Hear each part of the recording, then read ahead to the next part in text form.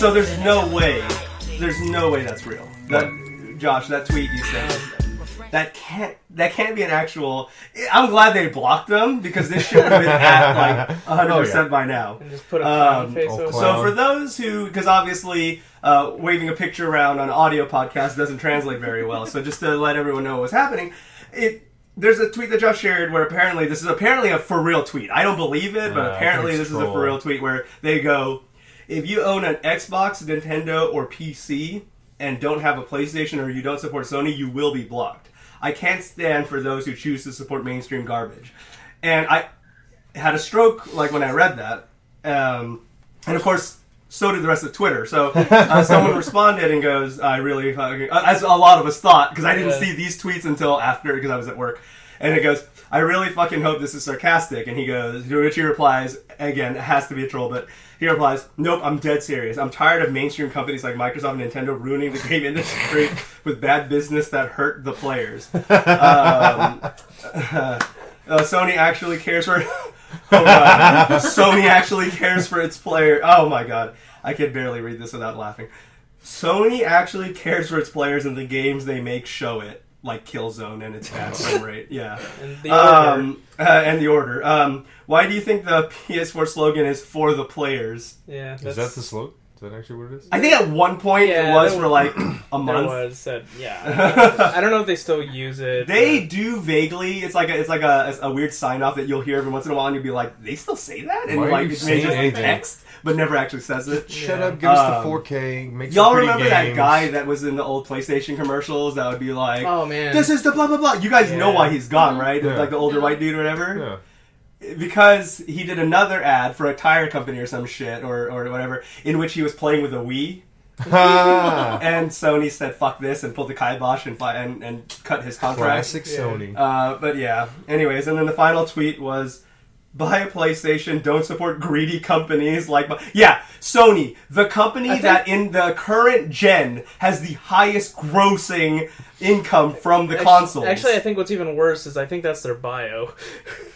Oh my lord. Wow. That is their fucking bio. Yeah. You're right. I want to die. Anyways, buy a PlayStation, don't support greedy companies like Microsoft or Nintendo. If you're confused on whether or not you want to buy a PlayStation, hit me up. Yeah. Like, this moron is gonna fucking tell me. You're gonna hey, if you're listening, if you're listening and this is your Twitter, let me know so I can put you on blast. I do really like for real. Like, you know, you're lucky that the guy who screenshot this shit had mercy and blocked you out. But you know, send an email in because I really do fucking want to like talk about this shit. To sell me a PlayStation. Try to get rid of it has graphics in it. What, does he work at the Sony store? Is he a dealer? He might. Alright, before we go on for that was a fucking thing. Mr. Josh, what's going on? How's your week / what you've been up to? Okay, so it was a very stressful week for me because of...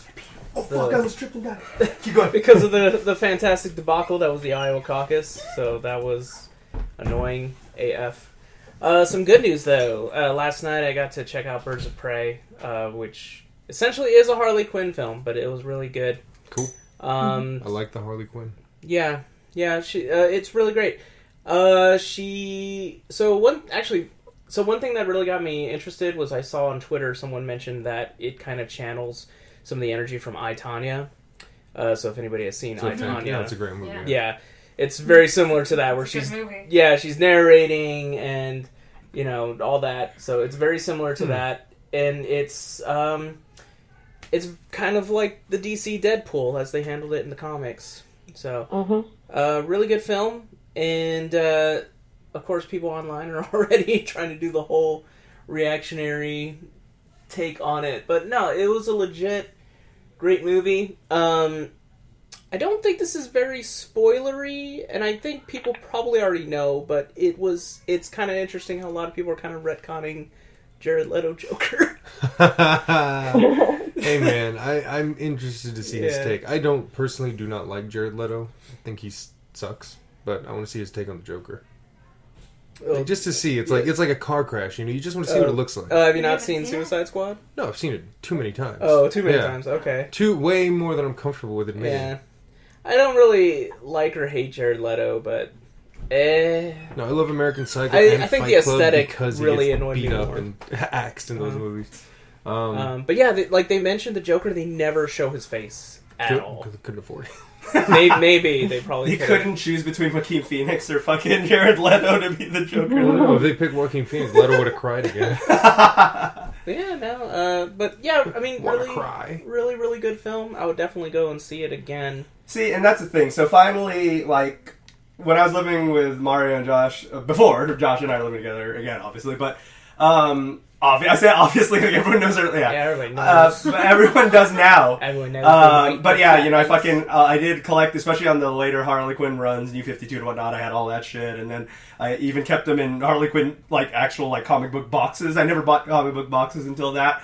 And then, you know, anyways, point being is I own a bunch of Harley Quinn shit, and like then, just like I can imagine what happened to Deadpool marks, mainstream happened to Harley Quinn, and I just like never openly talk about Harley Quinn anymore because I'm always just like, oh god, some freaking like 13-year-old cringe lord's gonna run up to me and be like, you like Harley Quinn? Like 30-year-old. I remember that after Suicide Squad came out, how many Harleys we saw that Halloween. Yeah, a bunch of 12-year-olds cosplaying as Harley Quinn. I'm talking about like being at Bonham, seeing like every other girl dressed. Well, because children aren't allowed at Bonham. That's not a good demographic. Hey, at this bar, there weren't any children. That's what I'm saying. Yeah, like you said, it was super mainstream. Did you know that I saw no children at the bar?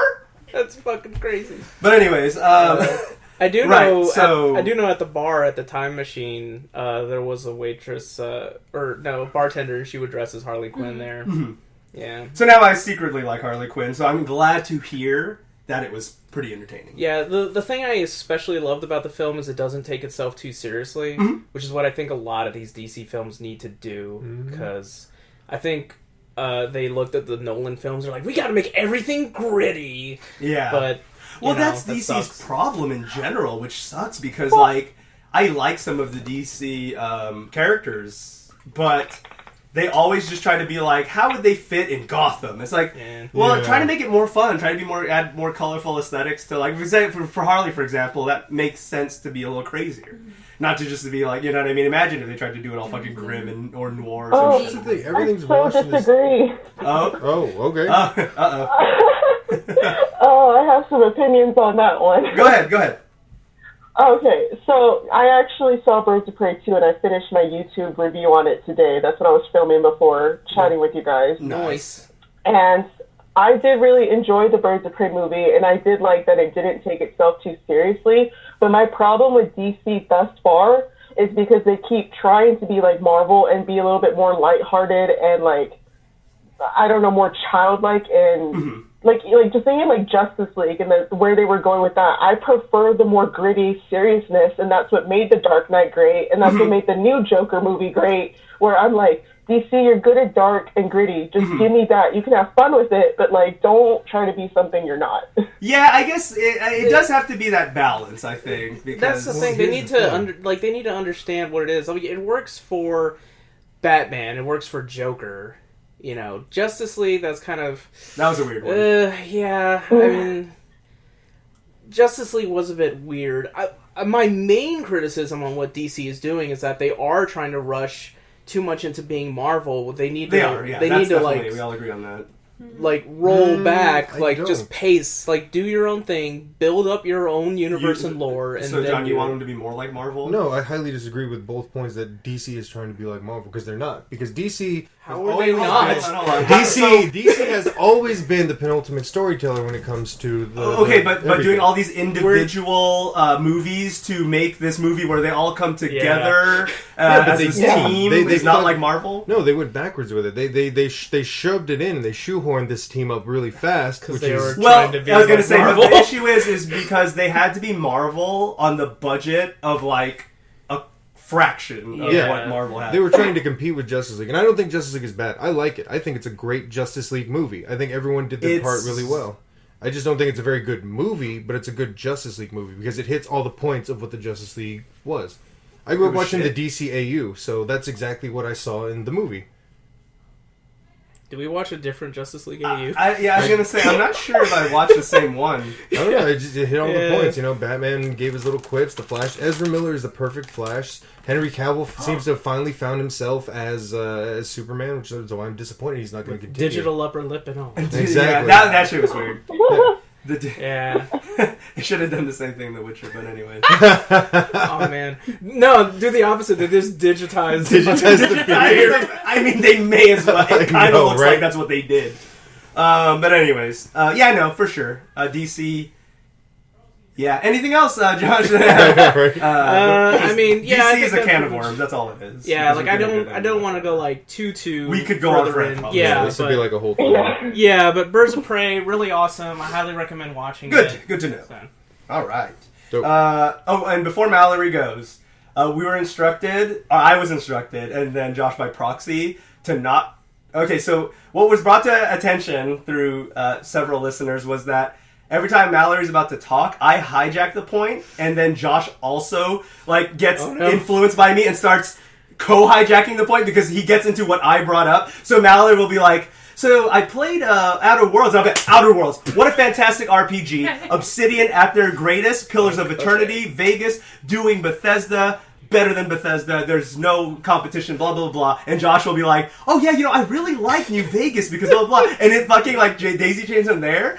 And someone literally said that they were wondering after 20 minutes of us banging on about some sidetracked bullshit if that point was ever going to go back to Mallory or if they were just going to go back into our weekly recap again. So yeah, okay, the floor is all yours, Mallory. The map sucks in Outer Worlds. Nope. Oh, okay, it's my turn? Swerve. You gotta be Okay. ready. Get on your toes. You made me hijack it. Go. Hurry up. So, I didn't do much this week because I'm getting ready for a business trip out in Houston. I did get to play Pokemon Go. And I just asked you for references on Switch games. Please don't talk. I want to see how long you can hold this. I'm going to bring up so many points right now. No, that's all my week. That was my whole week. I was gonna say you can't coax me into interrupting you and then stop talking because then I have no choice but to talk. I wanted to see what you were gonna do. No, I had to literally hold my mouth shut. John, go. Yeah, you're not gonna unleash your scroll of Switch games. I do now own 152 Switch games, but go. I didn't. I went to 3 parties. Okay.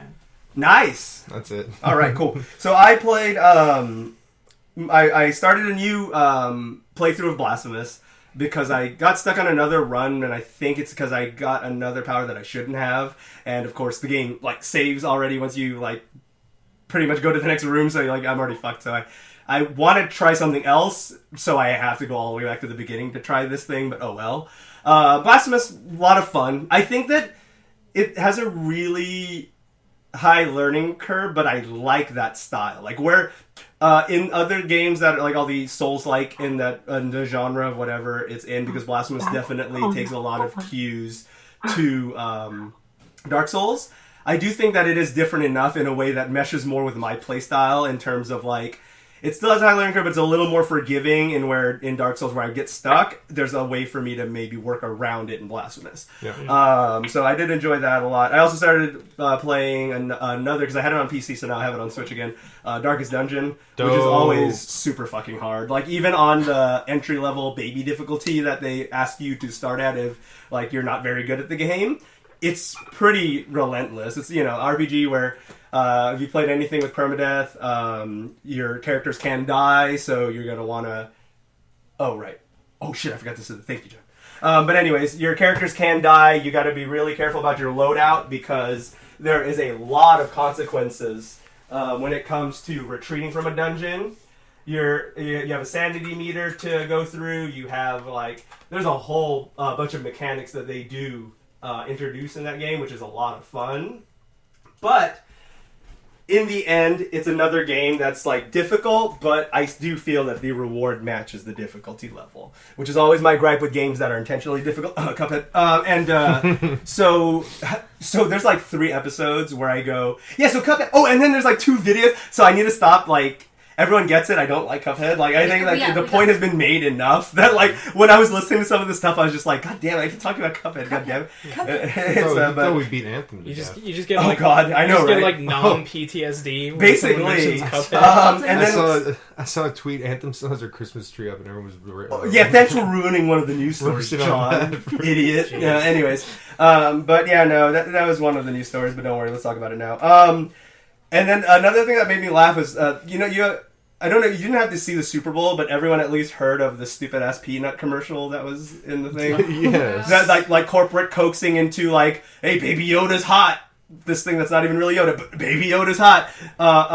Planners. Let's get in on this. Right. For those of you who didn't see the commercial, things. it's a dumb thing. They're around, they're in like, there's like a funeral thing. They're in front of a tombstone. The Kool-Aid Man, other corporate brands are there that you're supposed to give a fuck about. Oh, no. Kool-Aid Man cries. Yeah, he says, oh no. He cries. His tears go into the soil. His Kool-Aid and, tears. and a little peanut comes out as a baby and they lift him. He starts making dolphin noises. And then he goes, just kidding. I'm back. And I'm just like, what the fuck? So here's the funny thing, though. So the funny thing that came of that, right, is, of course, everyone wants to get in on that baby hotness. Ugh. So the trending thing on Twitter on the night of the Super Bowl was not Super Bowl shit. It was baby nut. Now, oh, no. Now, out of context. That's a horrible hashtag. Now, out of context, if you didn't see the commercial yet and watch a Super Bowl, and you go to Twitter, and the first thing is trending in America, or trending in the world, whatever, baby nut. Now, what comes to your head when you hear baby nut? A new discovery in the Epstein case. Basically. And it kind of makes you wonder, and like, what the fuck is a baby nut? But yeah, you go, but of course you go to the hashtag and it's a bunch of just cringy people awful. Being like, "Oh, the peanut! It's a cool new thing! It's the new Baby Yoda!" And I'm just like, "Oh my god!" My please favorite stop. tweet response to that was the thing that segued into that made me laugh is like on Cast of Super Beasts they made a really good point. And let me know if this happens to you guys. When someone asks you if you've seen a commercial where everything's fucking like. I have nothing but ad-free streaming. I never see ads on even YouTube, or I have YouTube, like, fucking Premium Red, whatever the fuck it's called, and all this other shit. So I don't see ads, period, unless I go see, like, a movie in the theater and I see a trailer. That's, like, the most of an ad I ever see. Mm-hmm. So when someone goes up to me and goes, "Did you see the commercial with the dog?" And I'm just like, no. What the fuck is a commercial? The only reason I knew about Baby Nut is that it was trending on Twitter, and then, of course, at work the Super Bowl was on, so I got to see the trillions of commercials that, honestly, I used to like to watch a Super Bowl for commercials, but Super Bowl commercials have not been good in a really long time. I was probably still in high school, and that was like 2006. So that was a while ago. So yeah, baby nuts a thing, and then of course cable cutting. But do you guys ever have like unless you guys do watch actual TV, do you ever anyone ever come up to you and try to ask you about a thing on TV, and you're like, you just hold up your arms and shrug? Like, it's just weird to me. Maybe you guys don't work with that many boomers, but like they like to come up to me and they just be like, "Yeah, watching TV last night." I was like, people watch TV? People watch cable shit? I mean, I've had it where they just put YouTube on and show me the commercial because I don't watch anything besides like, that. Netflix. To me would be like a better question than if you watched TV. Like, to me, watching TV, did you use a rotary phone yesterday? Like, I'm like, no, I fucking didn't, because I live in the present. She watched the telly. Does anyone have do you know anyone with a landline? Old people I have a landline. that I produce orders I've always for. had a landline. Do you use DSL too? Shut up! No, we have a landline at my house, but why? I mean, but we why? don't ever use it. It's just kind of there. But why are you paying? Why don't you just have two cell phone numbers like I do? The only time I ever hear people have a landline is only because it was part bundled of the cable in, deal. So, yeah, cable somehow costs they're just $100 more without it. Yeah, they're like, I have landline service but no phone. It's like, fucking well, even my grandparents. Like, well, that makes 2 sense. years Your ago. grandparents. Okay, that makes sense. I don't know anyone that watches TV. Yeah, that's a thing. Only old people. Because you obviously don't interact with that many old people. I do. I have to. Interact with a lot of old people all the time. That's my job. You work at a hospice. No, I'm joking. No, I don't work at a hospital. No, I'm just joking. No, she doesn't work at a hospice. She works in a mortuary. No, she works for the people who usually are in hospice, and then to the next step. You work with after old people. After old people? No. Post. Hey, what are you? I'm post old. Post old. Fucking dead. Post my old. So what brings you in today? Hospice, yes. No. Fifth one. One hospice, Fifth one please. today. One hospice, please. One hospice, Not please. what I do.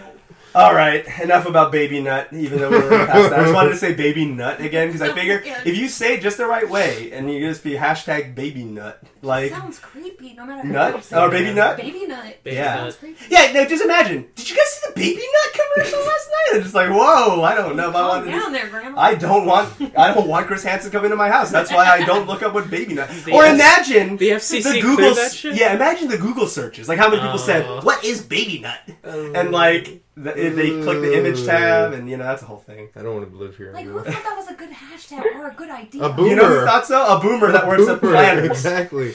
Oh yeah. You know would be hot with the kids and their pound signs. Well, let's put in front of after the pound sign on the Twitter. Let's put check this out. You guys are gonna sit down for this. My daughter. I overheard my daughter talking to her boyfriend on the phone last night. Check this out, Baby Nut on the cell phone. I think that Baby Nut is going to be the next hot hashtag, and it's going to be a hit on the mobile phone. Oh yeah, you're gonna when you're not on your landline and you're hanging out on your cellular device, assuming you're not getting charged per text message. You can look up Baby Nut. Hopefully it's after 9. How many minutes do you have? Yeah, please do not call me unless it's the weekend or after fucking 9. Y'all got bullshit. I'm charging you guys. But yeah, no. All right, real quick, go for it. Rip the top 5 faves. I missed that. Oh yeah. Back when minutes were a thing, it's like who are the 5 people that I like this month? That used to be so cool when I would bust out my fucking Sidekick phone and I would have the little fucking mouse ball scroller thing. And I would scroll to one of my fave 5s and call them, put that big ass piece of shit up to my ear, and fucking talk to them like before the phone died in like an hour. I still had a Nokia brick until 2010. Jeez. Nice. I want to get. Oh, we're gonna get super sad, but I do want to talk about it real quick.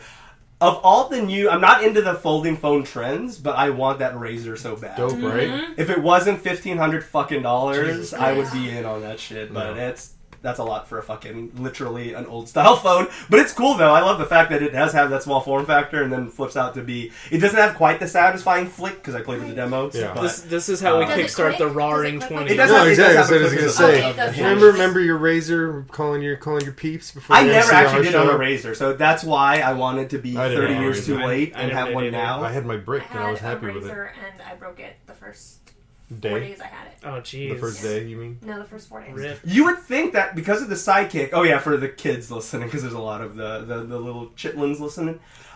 You would think that the Sidekick was a phone that had like a screen that literally flicked open. Like you would... It's like... I don't know. It's like basically a big-ass tablet and it fucking swiveled, right? It's cool. You would think that phone, I would have just flicked the screen the fuck off. Never did. I own 2 of them, and I used the fuck out of that thing.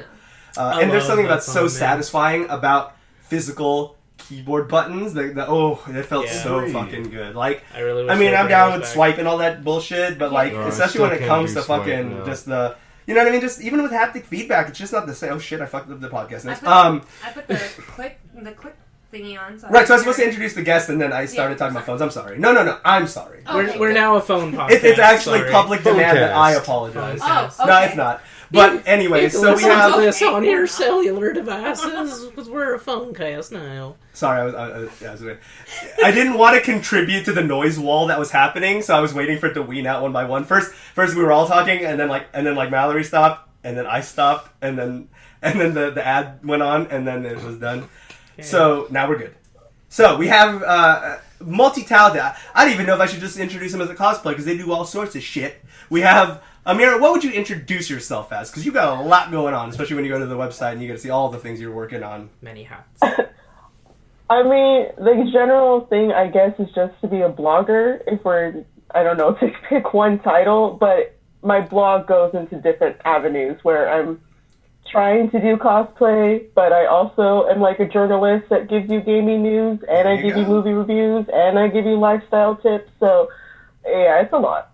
Hey, there you go, babe. But that's good, though. Yeah. And, of course, several of those boxes tick you being a relevant guest. So it's perfect that you're on here. So it's good to have you on. God, since you have so many hats, this is a little... John just dabbed a shitload of times for some reason in front of me. So... Now I have no idea now I'm lost. Okay, anyways. So you wear so many hats, so I'm trying to just like do one time. Let's narrow it down to cosplay and vlogging. We'll go a little bit down. How did you get into either or? Let's do cosplay first. Like, what was your first introduction to cosplay, and then what made you? What was the moment where you kind of thought about it and you were like, okay, this is going to be a thing I want to try out and do?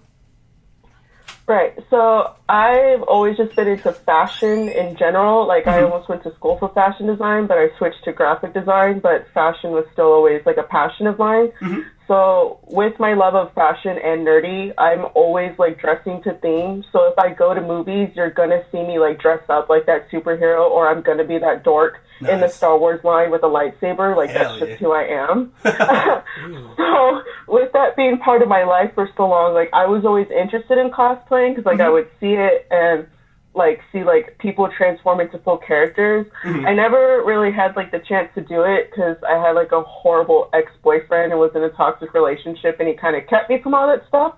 But being a year broken up from him, I was like, I'm going to do this thing. I'm going to go to my first convention, and I don't freaking care anymore. Good. And so picking my first cosplay, it was very easy to me.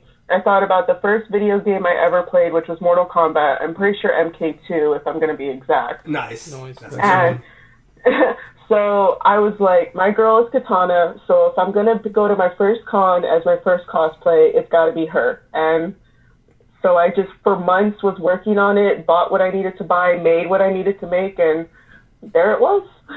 There you go. Did you, so when you first started, like you said, you're that person that really gets into character, likes to do the geeky things.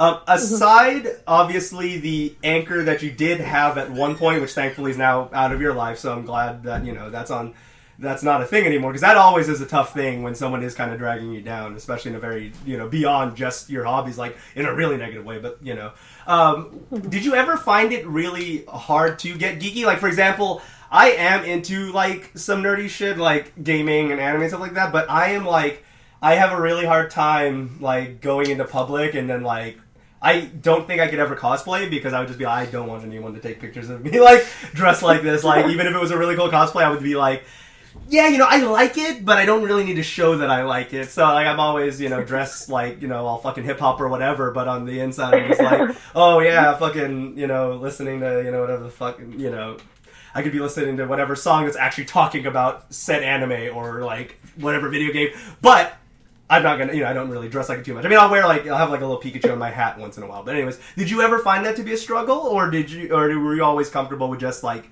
getting into just wearing, anything, or outwardly showing what you're into? I was mostly comfortable with it, but I still would have, like, negative reactions to it, especially, like, being a girl. So, like, I had a high school uniform, but I would still try to put my nerdy flair to it. Nice. And most people thought I was, like, being a poser, like, oh, you don't really know that stuff, you're just trying to get boys, and that's why you're, like, wearing a Batman lanyard. And I'm like, no, it's because... So I would just more, like, get that kind of crap. And I know, like, my mom never really wanted me to be the most tomboyish of things, so I had to kind of, like, battle with her on it for a while. Damn. But then once she got over it, like, I still just never really cared. I'm like, this is just my thing, so get over it. There you go. Yeah, that's good. Is she, like, pretty supportive of all your stuff now, even though at first she wasn't getting into the geek culture? Oh, yeah, it's almost, like, too unbearable now because she's always sharing my stuff on her Facebook page, and I'm just like, they're old, like, they're not going to understand. I don't want, like, my aunts and uncles and grandma on my website, like, maybe not.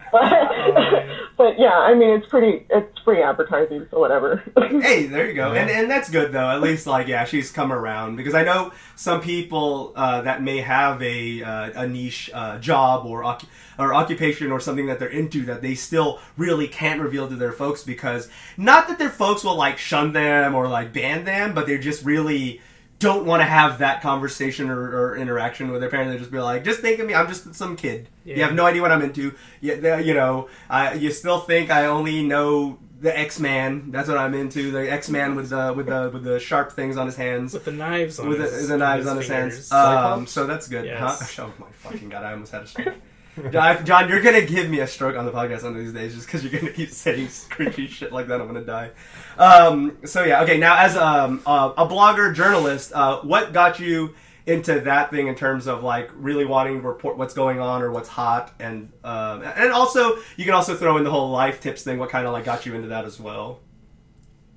Yeah. So, like, I mean, just the idea for my blog and this whole business thing that I'm trying to do is just because my whole life I've had so many interests and hobbies, so this is just the one way I can like marry everything together. Because so I went to school for graphic design, but I have a minor in writing, but I have a master's in marketing. Hey, there you and go. then I've always been into fashion, and then I love video games. So this was just like the one way that I could literally tie in every skill set I have that I'm into and marry it with all of my interests and just like bring it into one thing, so it could be like one platform that kind of covers all the bases. Because I'm sure there's other girls out there like me, and there's not a lot of like avenues that they can turn to make them feel like, you know, your lifestyle, like you being a nerd, it's totally okay. Like there's tons of people like that. So I mean, that was really just my goal and why I'm doing so. But I just happen to have the skill set to do all of it. Oh, okay, there you go.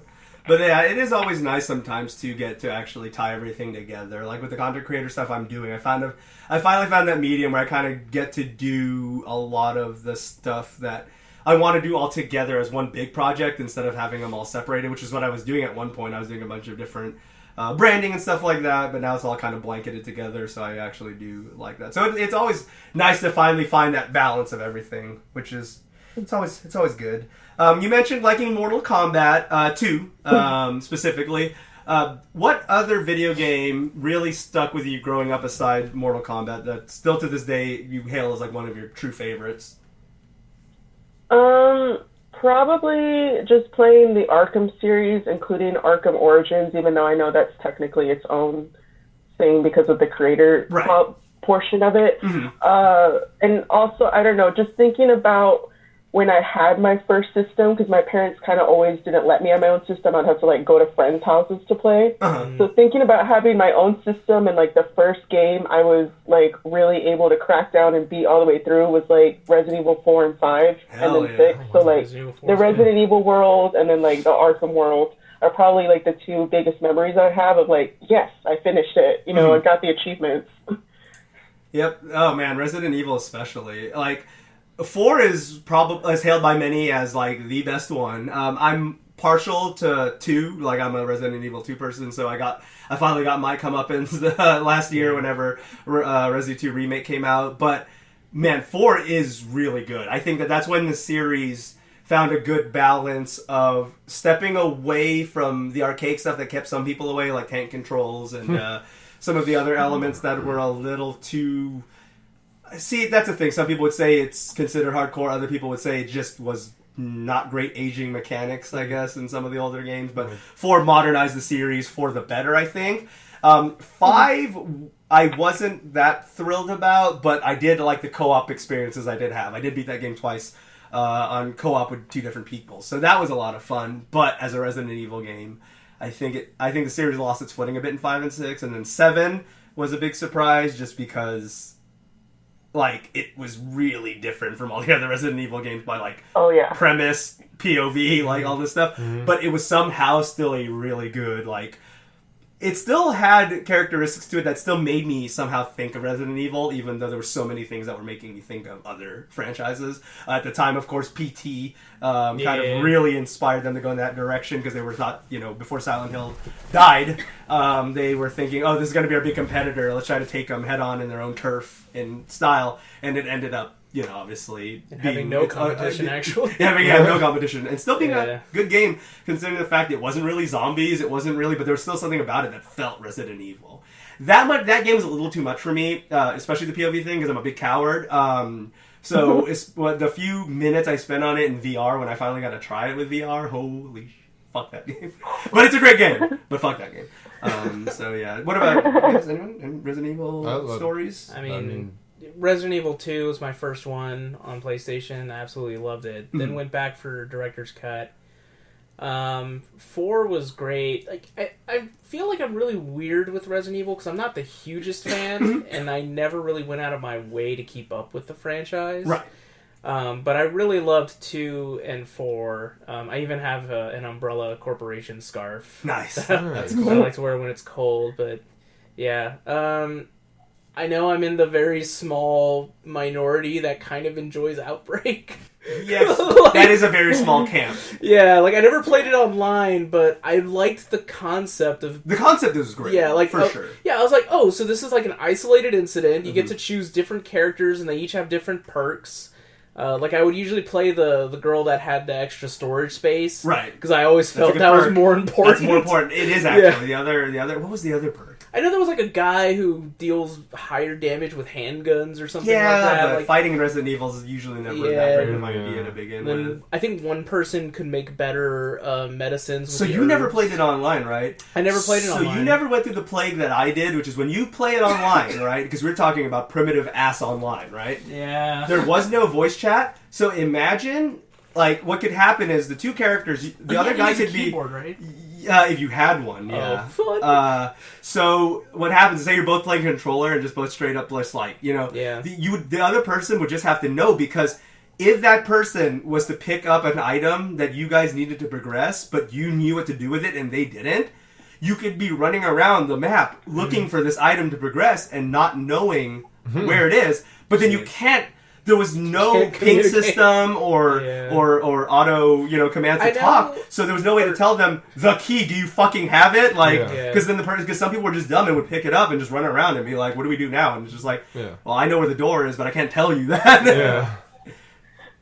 Over here, over here. Yeah, like I know they could like make little noises, but you can't really. Exactly. It's not like an Apex where really like Apex Legends mastered the not having to fucking VC with anybody, but still clearly communicate what the fuck you want to do. Enemies there, ammo over there, health back here, group up on me, like without being like. You have cringy kids and fucking shitty ass $12 mics, or you have like. You have the guy, you hear the bong light up, the baby's crying in the background, and like fucking the girlfriend's yelling at him, and he's just like, "Yeah, whatever, bitch." And I'm just like, dude, what the fuck is happening? I don't want to play this game anymore. Thankfully, to Apex Legends, all those cringy people exist. I'm getting like flashbacks of like TF2. Oh god! Oh no, dude. Like for me, CS:GO, dude. Like back when I actually used to give a fuck about the game before it became a gambling ring. Holy shit! Like, oh my god. But anyways. So the games you mentioned all have pretty dope soundtracks. What video game soundtrack in particular, you can name several if you want, really stick to you to this day? You like heard it and you were just like that. Maybe not licensed soundtrack because everyone, Tony Hawk's always cool, but like with an original score or something. Is there any games music that really sticks with you? I honestly have no clue. I don't think I pay attention enough, other than like hearing just when Halo comes on. For some reason, it's soothing to me, and I'll even go to sleep to that music sometimes. Other than that, I don't think I really pay attention, other than movie scores. There you go. That's fine. Any particular games you've been playing lately? I know you're really busy with all your stuff you got going on, but have you had any time to crank out any games in recent time? Well, just the last bit of gaming I was able to do, I went over to a friend's house to check out their VR, and they had me play Pistol Whip, which was pretty fun. Oh, man. That's pretty cool. VR, like we had this conversation before, so I don't want to go on too long about it, but VR is one of those things where I think it's actually pretty good enough now where it is kind of almost worth investing a few $100, especially we're talking about the Oculus Quest where you don't need the whole rig and everything. With stuff like that, VR is pretty good now. I think it's actually a fun thing to have, because in the early stages I'd be like, all these games are like 40 minutes long, it's all basically just a bunch of demo bullshit, but there are actually some pretty fun-filled games. Arkham VR is cool, though there are a few shortcomings in it that's a little weird.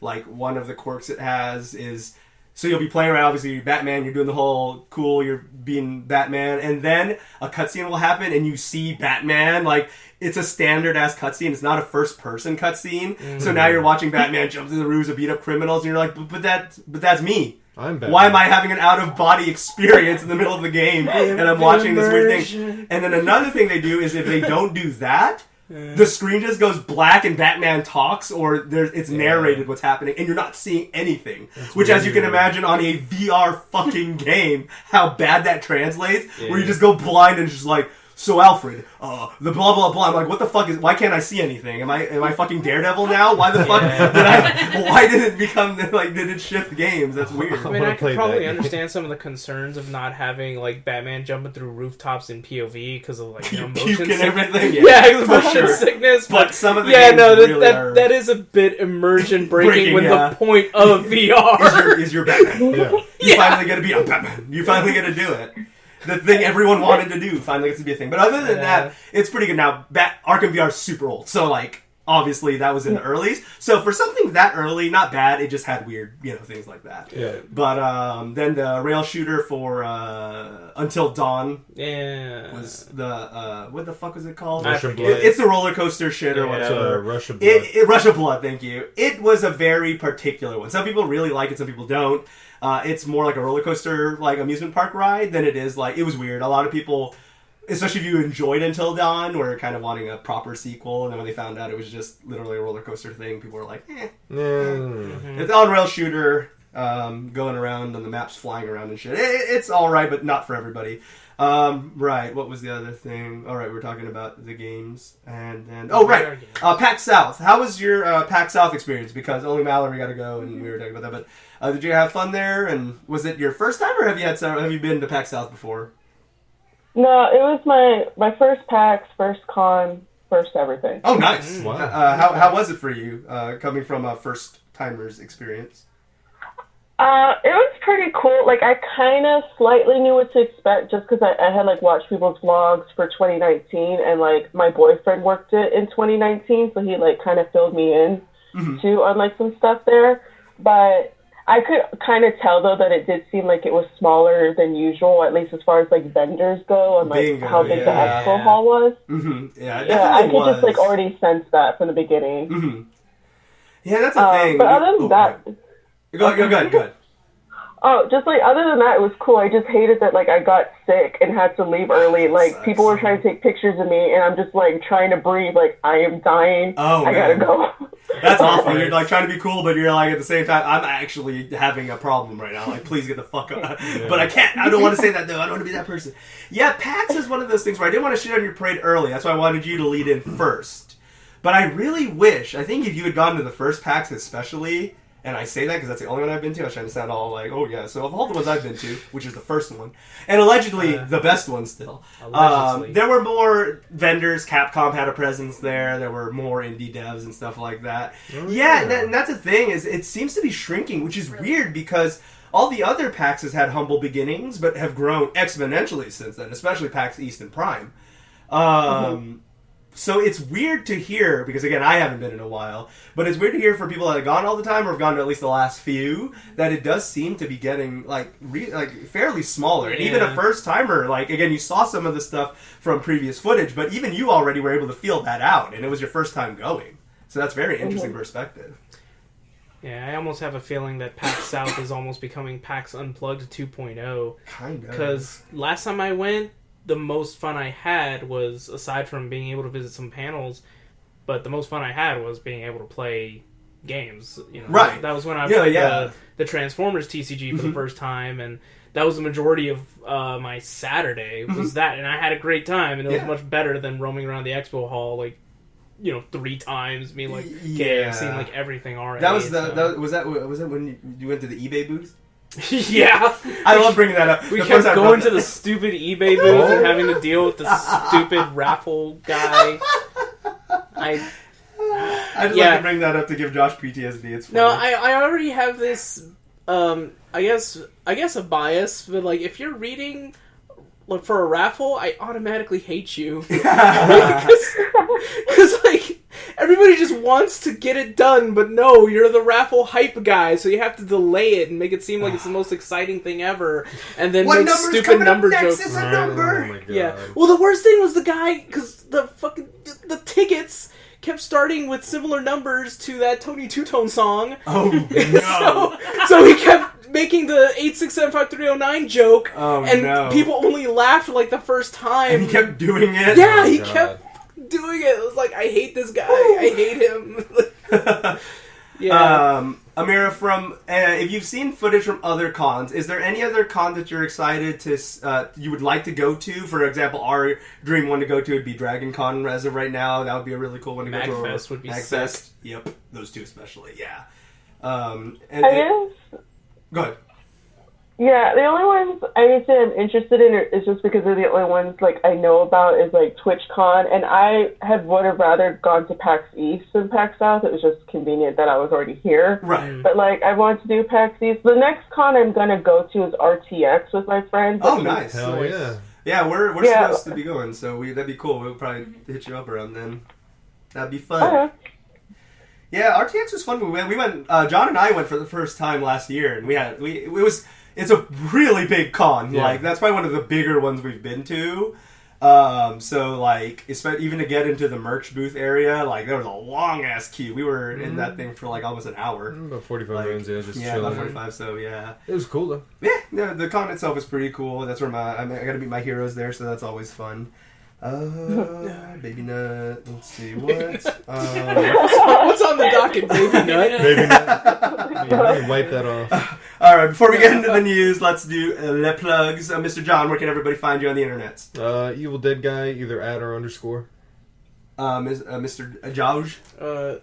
Twitter and Instagram @ Joshiro Joestar. YouTube Shiro Play 5. Mallory. Instagram, it's awesome_Mally. Plug in the right person this Right. All right. Please stop following the other person that Yeah. plugging. Anything else? That's it right now, right? No, that's it. YouTube's not ready to launch yet? No. All right, Miss Amyra, where can people find all the things so we can link it below? Yeah, so website is bombshellgamingstyle.com. I have the link to all my social medias on there, which I'm on Facebook, Twitter, and Instagram, which are basically all at Bombshell Gaming Style, except for Twitter, it's Bomb Game Style for whatever reason. And then I'm on YouTube, but it's a beginner. Yeah, okay, there you go. But yeah, so we'll have that link below. Make sure to follow her at all those things and keep up with all her projects. So we'll go from there. All right, let's see what's going on in the gaming world. So we talked about the shitstorm that was Warcraft Reforged last time. So I got a few updates. Some people were just like, you didn't even cover like half of the fucking shitstorm. So I was just like, all right. I didn't want to bang on about it, but it's time to go now. We're going to talk about it. So here's one of the first things that happens. So when you buy it, it is an update of the old game, right? So we talked about how it's busted and like, all the cutscenes leading up to it that they revealed and promised were literally all missing. There were none of those cutscenes didn't make it into the game. So here's what happens. So John, say you're you're still the only one here that probably is open to playing some Blizzard games. So John's playing, and he goes, you know what, Warcraft Reforged, I'm going to trust Blizzard, shit looks pretty hype, I'm going to go ahead and upgrade. So he does, right? Sucks. So Blizzard does have a refund policy. The problem with Warcraft Reforged is it supersedes your old game, so it removes the old key, and it goes into the ether, and Warcraft Reforged is all that exists now. So they will refund you, but you have no Warcraft at all. What the fuck? That's horrible. If you didn't ever upgrade, you're safe. You're safe from the shitstorm that is Reforged, and now you get to keep you have your original key or whatever, but getting Reforged overwrites the old key on your account.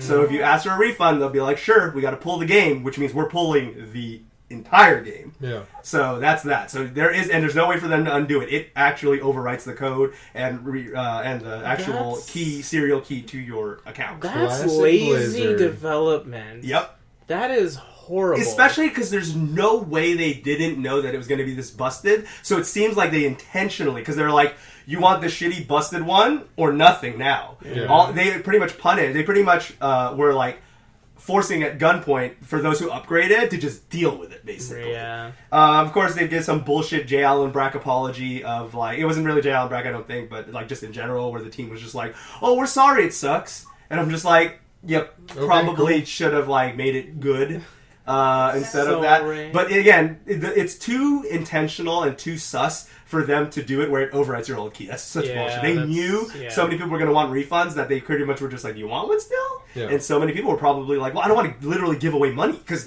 the money I spent on the original one is now gone. Yeah. And I spent this new money to upgrade it, quote unquote. So there's that. So even the menus lag, I believe that the menus were running at sub 20 frames. Some people reporting as low as 7 frames per second on the menu. What the fuck?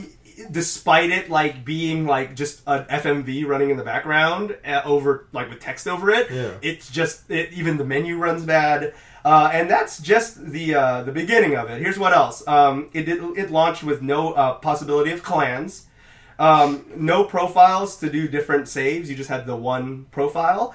You can no longer have more than one account like you used to be able to. And you also have to pay $60 to change your nickname if you want to. Jesus. Not 5 like some services, not 10 like other services. $60. 60 US fucking dollars to change your nickname on there. There are no more custom campaigns because Blizzard didn't want people... Because that was one of the things people loved about Warcraft. Doing shit like fucking Dota or whatever the fuck. Or I think they changed the TOS where, like, you could, but technically it belongs to Blizzard now. Right, so that's the thing. They pretty much have it so there isn't, and if you are going to mod, you are agreeing that your mod is owned by Blizzard. So if you think of a really cool thing, Blizzard has 100% legal right to make that the next game. You could basically design their whole next game, and they can just lift it, paste it into their program, and you can't do anything about it. Because by creating through their game, you agree that that's their shit. I lost it. Where did it go? It's a really long list, so I'm not going to go through every single piece. No more tournaments are going to be had. No more LAN is available, which is another thing people like to do is have LAN parties with Warcraft. No more. No more offline AI games. You do have to pretty much play online. There's no more chat crossover with Diablo like there used to be, where you had like the actual main public chat. There's no more interaction with that. No more cross-region play. So if you're on North American servers, EU servers, Asian servers, you can only play with people on that server. Before you used to be able to cross with EU or whatever and play anywhere across the world. You have to stick with your own region. They removed commands. They removed friend lists. They removed custom game filter. Shadows are completely missing from a bunch of stuff. So people would just be standing. Sun's clearly come from one end. Half the units have shadow, half don't. Some are missing complete animations where they will just snap to another look because they go from doing nothing to just appearing doing another pose because there's no transition animations. They're totally missing that. If you... there was at one point, I don't know if they fixed this, but if you played on some of the Asian servers, it automatically forced reduced violence options on, even though there was no like reasons in those particular regions for them to turn on censorship. So that was a thing that was happening through there. The reason that the menu runs bad. This is almost, thank God this was on the notes because I almost forgot. The reason that the menus run bad is, check this out. When you open the launcher, it's running a Chrome browser in the background that is streaming the menu background. Is why the menu is running through a Chrome browser that is forced through the launcher. And that's why it runs like shit. If you had custom maps prior to upgrading, it deleted all of them. Because now you can't do that anymore. Also the menu used 5 times the resources in the game itself. I mean, it already sounds like it's using up resources when you fucking have a Chrome browser running. Yeah, so it actually, in actual What's resource the other thing count... it does? It also opens Skype? It might as well. It may as well. They probably should use that as the automatic VC for it, honestly. You delete it when you whole hype tone thing if it opens Skype. What? I can't hear you. You're talking too quiet when you're that far away from the mic. I said, does it give you the whole hype music like we used to I wish, probably not. It deleted that also. And then of course, like I was saying, it deletes all your custom maps, campaigns, and save data when you install it without warning because you're starting a new game.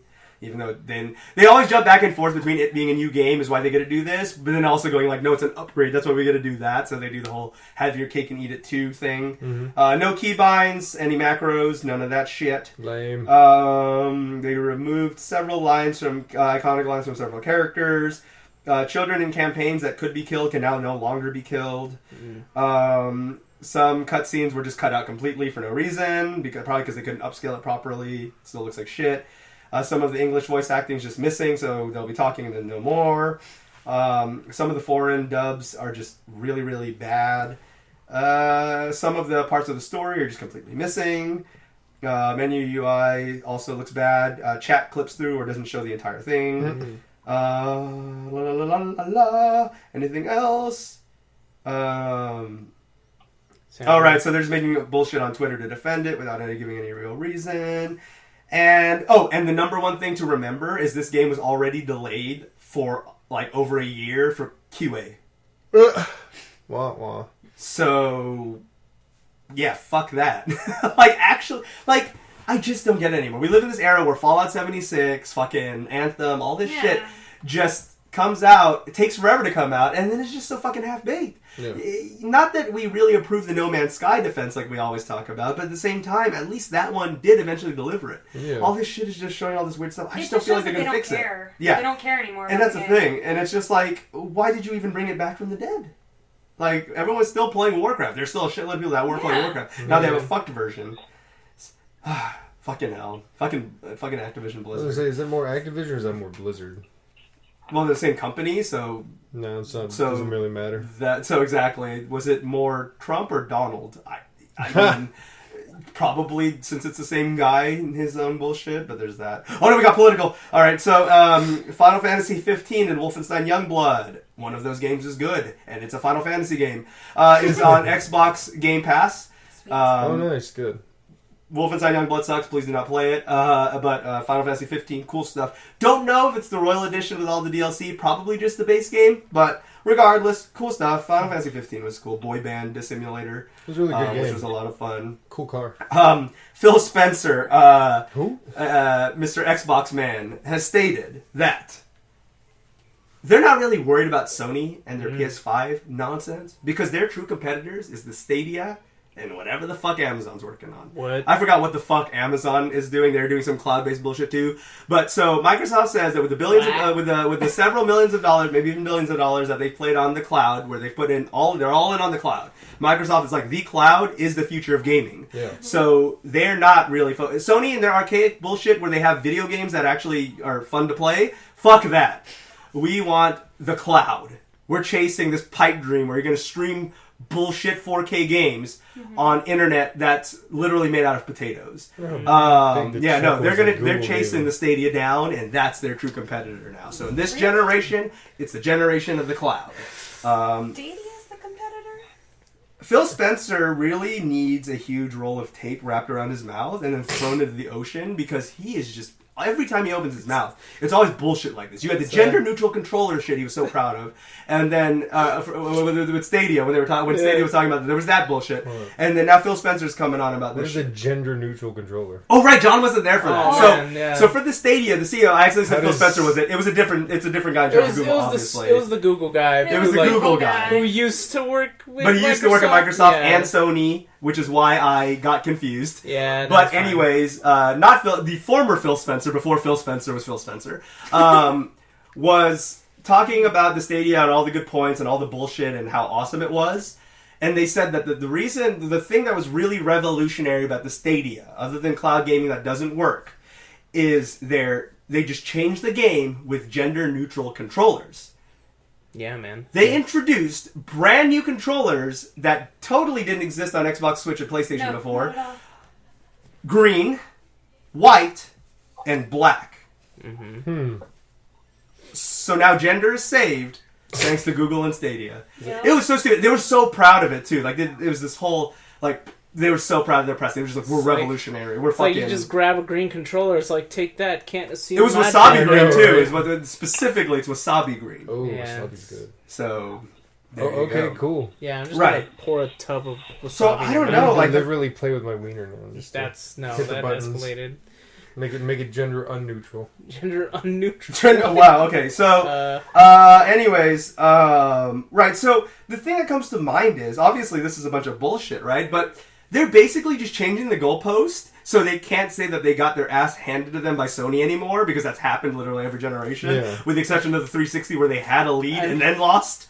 I mean, targeting the Stadia as a competitor just seems like that's like beating up an infant. Yeah, like you're punching down. Like it's like how Dwight Howard's like blocked the shit out of that 2-year-old check this the out. other day. Hey babe, check this out. I'm gonna be a big man and punch a baby in the fucking face and be like, I win. Like what the fuck? Like, you don't get to go against a fucking dead horse and then stand on top of it and go, I win. Stop it, Microsoft. It's already dead. You already beat it. That's the thing. It's really weird. So Stadia is just Stadia is just shit. And then they're gonna go after. I don't know. It's weird. It's a lot of just the idea of sometimes YouTube will buffer, right? And that shit is way below the requirements of what streaming a 4K 120 frame per second game would be. This pipe dream that Stadia has, that they're going to stream 4K gaming with fucking uncapped frame rate or whatever bullshit. Yeah, sure.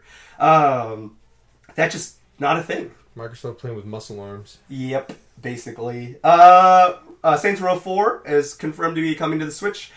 Saints Row 3 sold pretty well, so Saints Row 4, if you're into sci-fi shit, because that's literally where the Saints Row series went completely insane. Like, it already was crazy with dildo bats and whatever, but now it just goes out of control in outer space. You're fighting aliens. The city's been taken over by aliens and all that shit. So you got to go through there and do all that stuff. It's going to be coming out at the end of March, which will give you something to do while Cyberpunk is delayed for like fucking 5 months. Yeah. So there is that. Outer Worlds is delayed on Switch due to the coronavirus. The coronavirus sucks. It really does. And this is the thing that just really tipped it over for me. I was already upset by it, but this is the thing that's just really fucked. The reason it is because the studio in China that's handling the port is closed indefinitely until the coronavirus is handled. Mm-hmm. So they are not opening their doors until then for safety and and all that stuff. So yep, because of that, the Switch port of Outer Worlds is delayed until unknown date until they open and finish it. We don't know how close they were to the finish line, but considering that the beginning of March was right around the corner. You know, it sucks. I was really looking forward to that because Outer Worlds on Switch would be a really fun game to pick around. So there's that. Amyra, did you play Outer Worlds, or have you played any of Obsidian's other games like Pillars of Eternity or Fallout New Vegas? No, part of New Vegas, but no. Okay. There you go. I realized the news was just steamrolling, but there was not really because the only other questions to ask was, do you believe in streaming video? and did you play the bad version of Warcraft? So that's the only reason I was just going through it for now. The bad new version. The bad enhanced reforged version. So I actually do have a question, and I'd really like to get to go in there. So go ahead. If you get a refund of Warcraft 3 Reforged, you get your key for Warcraft 3 Revoked. However, if you were to bite the bullet and keep the money, are you able to still revert the code back to the original? Nope. Okay, that doesn't exist anymore. Okay, that is just absolute shit. It's not on Blizzard servers anymore because they wanted to prevent that. So there was no rollback at all. Hey kids, hit up your half-price books or whatever. Look for those big box PC games. Basically, it's the only way to go back. Yeah. And then you can't play online. Where are you, digital download stands? Yeah. Got my big box Warcraft 3. Fuck you all. Oh, man. I don't, but for those who probably still do, oh man. Pick up that Warcraft 3 battle chest. Oh man, the battle chest is so cool. Man, what happened to Blizzard? Jesus Christ. Yeah. Call of Duty. No surprise, leading Activision's quarterly earnings. So despite the fact that no one I know played... Actually, no, 2 people I know played Call of Duty. It was apparently the best-selling game of 2019, even though Call of Duty is usually a game you do see and hear a lot about. Yeah. Like, usually half the people my friends list on PS4 are playing it or whatever. I really didn't hear much about it. It's the most okay game of all time. Like, Call of Duty is it's not that buggy unless you played the PC version of like Blops 2 or whatever, where that shit had super bad frame rate. Mm-hmm. But other than that, it's usually a pretty coherently put together game. It works. Story's really boring, just stuff like that. But it's not broken. It's not glitchy. It's not missing content, anything like that. But yeah, so it's doing well. So Activision Blizzard is doing okay. Their company shares are up 28%. They fell a little short of projected revenue. They only made $6.73 billion in 2019, which is a hair short of what they were expecting. Terrible. Dude, what the fuck? That's fucking up. That's fucking crazy, right? Yeah. Oh, we fell short. The sad thing is, Activision Blizzard did do all those fucking layoffs last year. Mm-hmm. They pretty much do annual layoffs. Hundreds of people are they're just closing down studios left and right, but they're making $6.73 billion. Then again, Bobby Kotick is his fucking from Activision Blizzard is worth most of that basically. Half of that shit goes in his pocket. Mm-hmm. But it's just crazy to think that that's considered to investors you guys did all right. You guys did okay. That's bit. Okay. Holy sh. That's fucking my god. Just a tad bit. Yeah, just a tad bit. Some bullshit streamer named Wings of Redemption. He's a Call of Duty streamer, which is why none of us know or give a fuck who this is. Mm-hmm. He's doing so shitty in the game that he demands that he get from his 150,000 followers. If he does not get at least $10 an hour from each of his followers, he's just going to quit the game because it's not worth putting up with. It's not worth doing it for the people because it's just not worth it unless he makes the big monies. Okay, bye. buy. What the what the fuck? That's Titled little. It's like that one girl He's that not even, lost like, a her big guy. shit because she wasn't getting subs for like an hour and nobody gave her $5. Yeah, I don't know. It's just weird to me to demand, like, you guys better give me $10 an hour each. What kind of extortion is this? Like, yeah, and for, like, some guy who, like, I didn't... Does this person not have any subs, or what? Like, Apparently he's got a lot. why not? No, followers, not subs. That's so just followers. He only has Okay. 150,000 followers. Oh, maybe that's why he doesn't have any subs. He might not have any, yeah. Why not just play a game where he's not fucking... Yeah, I know, right? losing his That's the mind thing, over? because apparently he's branded as a COD streamer, Or, but I'm just you like... could just get good. You would think, with a game as big as... Wait, branded by whom? Himself. By himself, Obviously. on Twitch. Play a different game. Like, just fucking... just play a fucking different game. And what kind of scam is that, right? $10 an hour from 150,000 people? Yeah. Fuck off. I mean, if your yourself. followers care for you that much, they're there for your personality and will watch you. Oh, this guy regardless is of like whatever the big... You you're know the playing. fucking South Park Blizzard guy? Yeah. That's what he looks like. Oh, Like, really? straight up, he looks like that. He's a total okay. Chad. He's a total, like, fucking, like, fat, like... So he's like, the super, actually like, meme. yeah, he's the actually Yeah, meme. yeah. He's the actually meme. Man. Actually, $10 an hour each, please. That was... I just couldn't believe it. He was just... Yeah, that was his thing. And his reasoning was, he's doing so bad. His KD shit, his record's bad. He's just doing so bad right now. He's just not hot right now on the current Call of Duty game. That's the only thing that could keep him to keep going, guys. To provide you with this entertainment factor, What entertainment? he needs... He's once again asking you for your money. We got political again. Uh-oh. Watch Like, out. what entertainment is there? I feel like this is most is people... Is he like the dark side Phil of Call of Duty? He's basically the fucking, what's the name of that one guy that I, like, who the fuck is that Doctor or Mr. Mischief or Doctor Disorder? Dr. some Disrespect? Disrespect? Oh, yeah. Like, even that guy, what the fuck, like, who? Yeah, I don't get it. Like, what Until he said that, all these people seem like they're trying to just do these bullshit headlines just so they get into the news. Because that was the first time I ever heard of Dr. Disrespect, was when he was just like, I wouldn't go to fucking whatever Microsoft streaming show, Mixer, yeah. unless I get even for that money that Ninja was offered. Guess what, bitch? That's why no one offered you that money, because no one gives a fuck about who you are. Let's see, like, why do people even care about Ninja? I mean, I get he has fan appeal, but Well, who gives? Why does anyone give a shit about anybody? Though? That's what I'm saying. Yeah, like, whoever. Fortnite. Because Fortnite, dude, he's being revered by 9-year-olds and a bunch of people who are having their first boner, dude. Baby nut. Those are the people who like fucking Ninja. It's just Ninja like derives, little children. Yeah, Ninja derives Baby nut. There we go. And if you're a girl gamer, you can't play with him. Why? Oh right, Yeah, he did doesn't that play weird. with other. He doesn't play games with other women. Apparently, apparently, like his wife doesn't want him to, or something. I It's don't some know. weird shit, but it came off through one-sided screenshots. People were trying to push it as a misogynist thing, but it wasn't. It's just some like, weird, like, personal... The wife says I can't play, or the girlfriend says I can't play with other women's on the internet. Oh. Mom says it's my turn on the Xbox. It's like, dude, how many, like, millions of dollars did you get signed for? You're gonna say I do whatever the fuck I want, is what you're gonna say. Like, I'm Ninja, bitch. Like seriously. Like, it's I'm just Ninja, weird. bitch. I'm Ninja, bitch. Don't you recognize me from YouTube? Rewind. Didn't you watch me on fucking Mixer? Oh, right. No one watches Mixer. So there's Mixer? that. Mixer is Microsoft's. It's Microsoft's Twitch streaming platform. Yeah. The one cool thing that I'll give them credit for is that they have a FTL codec with their chat, so the chat is in real time. Yeah. That's cool. So that's the thing. Microsoft, that's always their thing, is they always have some great tech, but never any games to back it up. Yeah. Mixer has some cool features, but no one uses Mixer. So it's like... Yeah, the UI is... I'm not a fan of the UI. The UI's a little ugly, that's for sure. Like, yeah, it's a bit ugly. Like the tiles. It's really big. Like, it's a huge, like, Xbox land. Like, everybody's on Xbox because the app is, like, right in there. So, Yeah. it's whatevs. Ubisoft, at their latest financial call meeting, announces that between now and April 2021, they're going to be dropping 5 AAA titles.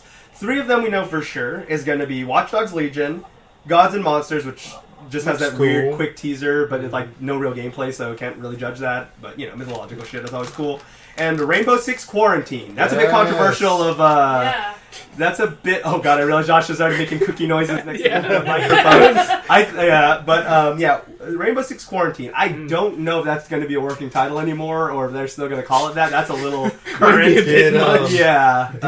Did they ever confirm or like completely deny that Splinter Cell tweet was bullshit? They did completely deny it, and then it made no presence at E3, so people are really...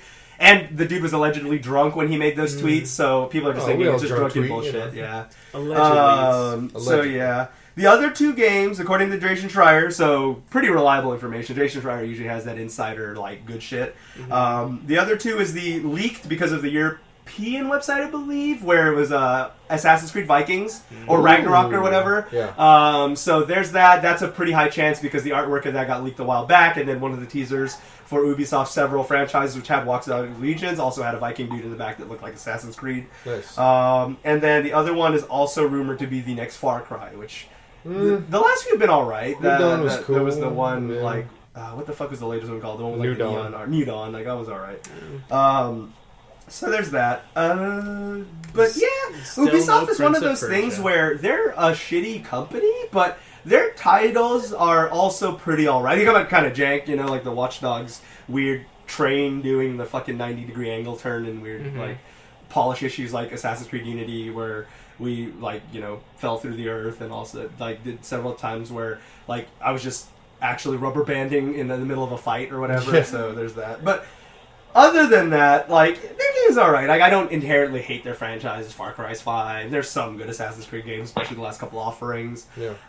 So, yeah, I mean, like, I can't say I'm excited, but, you know, nice to see some familiar titles out there. Rainbow Six hasn't been good in a while, so it'd be nice to see a good Rainbow Six game, but they definitely have not shown, like, Rainbow Siege is fun. I wish they could. I wish they could bring back like a good Prince of Persia game. A good Prince of Persia game would be fun. A lot. It's one of the most demanded franchises to come back. But Ubisoft, it was one of their least earning games, so they're just more focused on what's bringing in the booty. I wonder why. Because one of the last ones. Oh well, not the one where they actually went back to the sands of time, but the fucking just Prince of Persia. Yeah, the fucking weird where we play this. Who gives a fuck? We did an LP on that. We did. It was impossible to die. Yeah, you can't literally die. cannot die in really... that game. Yeah, that was not. I liked the visuals. The visuals were fine. It looked good looks for the cool, time. but it was 360 era. Yeah, it was okay. So yeah, Parkour City, so easy to tell where to run around. Yo, God, they might as well have just been fucking glowing like. Yeah, because they always had like the areas. It's like, oh, I see the scratch marks there. Like I know. It was the perfect case example of way too handhold hit. Yeah, and the fact that you couldn't die was really stupid. Yeah, it's dumb. Amir, any fun with any of Ubisoft's titles like Assassin's Creed, Far Cry, or Prince of Persia, or Splinter Cell? Ghost Recon. Oh. I don't know. No problemo. It's all good. They haven't been good in a while, so it's fine. It's fine. Just curious. Sony has mentioned, as both Xbox Series X and the PS5 have yet to reveal price points, there's a lot of speculation, but no official announcements. Sony has said that they're waiting on Microsoft to pull the trigger. Depending, among other several factors, production costs, blah, blah, blah. Sony's notorious for jumping into a very huge ditch to get a pretty good product out there, but not make a revenue for a while. The PlayStation 2 took 13 years to make a profit. The PS4, I believe, is projected to not make a profit for another, or recently just started making a profit a year or two ago. So they're used to jumping into holes and taking 3-4 plus years to make a profit.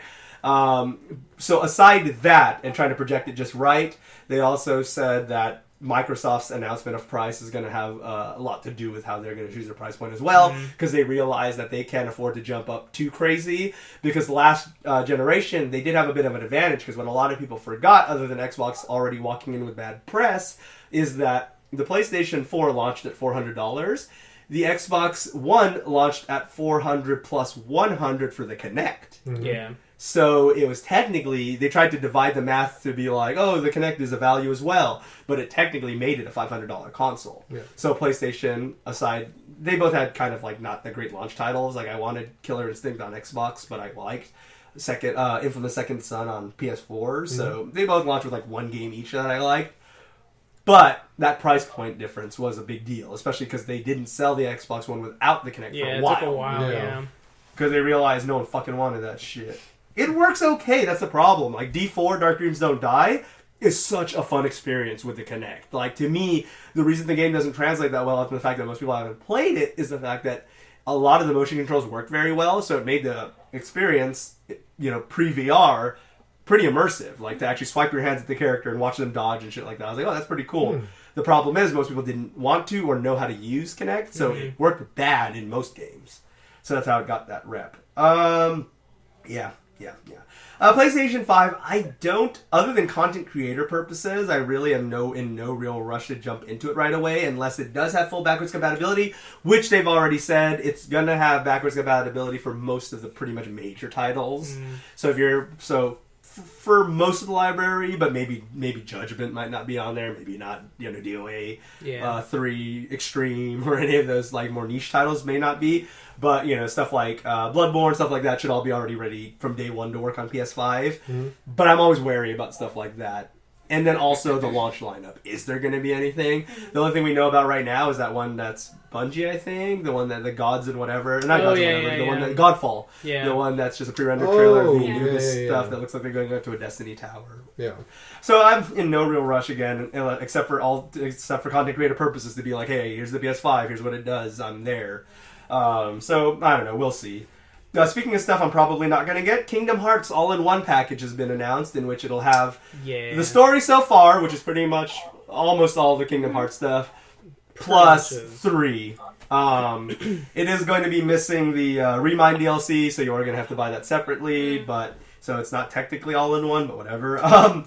It's going to be launching at $50 though, which is a pretty decent value, because if you bought the story so far and then Kingdom Hearts 3, you kind of already fucked yourself on price, because that alone was like fucking like $90. So, I mean, if you're going to play it, sure, why not? Yeah, I already own both. You already own both, so there's no point in you. Yeah, special packaging, new artwork, whatever. It's going to be 10 total experiences, which is 7 games and 3 movies. Really? So you can explore the nonsense story that is Kingdom Hearts. It still makes no goddamn sense from what I've heard from people that have experienced the whole 10 experiences. It doesn't make any goddamn sense still. So, I mean, there is something, you can try to explain it to me, but I'll still be like, and what the fuck is this? What the fuck is that? When do they address this? Why that? Yeah. The naming conventions, of course, are notorious for being some of the fucking dumbest naming conventions of all time. Do you mean for Organization 13? Kind of like that, or like the names of the games, like whatever. What does that mean? What is 358 over whatever? It's days? 2 people's thing in 358 days or some shit like that. 358 over 2 days. Come on, man. Yeah, between 2 people. Quick maths. Yeah. Well, in the story thus far, you can just watch a movie that. Oh right, yeah. I was gonna make fun of the game title, so I actually made a list of all of them. So here's what's included in the all-in-one package. So you have Kingdom Hearts Final Mix. Sure, that's an actual title. Oh shit! Stop messaging me, people. Kingdom Hearts Re-Chain of Memories. Kingdom Hearts 358 over 2 days. The movie. Kingdom Hearts 2 Final Mix, Kingdom Hearts Birth by Sleep Final Mix, Kingdom Hearts Recoded, Kingdom Hearts HD 2.8 Final Chapter Prologue, Kingdom Hearts Dream Drop Distance HD, Kingdom Hearts 0.2 Birth by Sleep A, Fragmentary Passage, Kingdom Hearts Weird X Back Cover, the movie.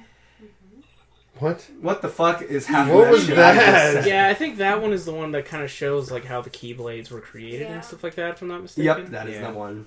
It's a bunch of weird bullshit. Like, I don't know.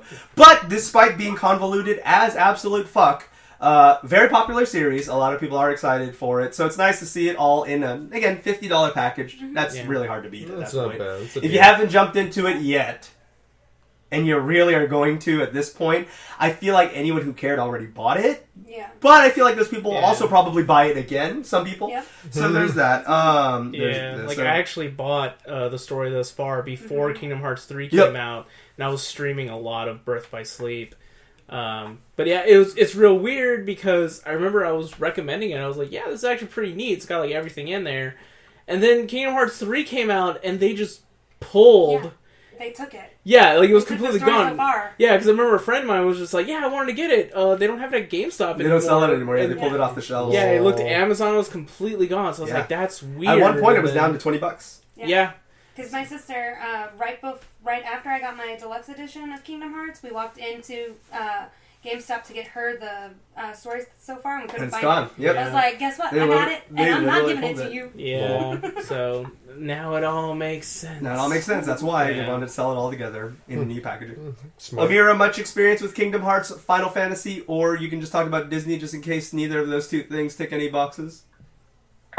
Yeah, super huge Disney fan, but go. I was literally just telling my new friend that I made it PAX because he's trying to figure out my gaming style, and I basically told him I'm completely anti-Final Fantasy and So you won't like Kingdom Hearts, that's for sure. So like, he was wondering why, and I just think it's like anything that's remotely seems anime-ish or Japanese or like fantasy and magical. It's just not my zhuzh. Not your like, style. I'd rather That's just the thing. kill people and see some blood. There you go.